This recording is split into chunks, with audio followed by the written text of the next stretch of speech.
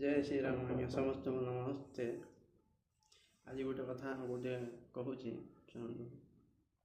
मनीष जिते बेले भी किसी दुख भोग करे ना से टाइम किसी ना किसी नीति शिक्षा मिले। एक कथा समस्ते जानती, प्रति लोक ही जानी जी जिते दुख भोग कर ही से दुख भोग कर सारापर से तादू कौन शिक्षा कला से निजे ही जानी। तेणु प्रति मनीष को माने निज दुख रु किछि शिक्षा मिली थाए। यह भगवान ही ताकू दियंती, माने ता पाखे से शिक्षाटा कम थिला पाई बोली से दुख भोग कला।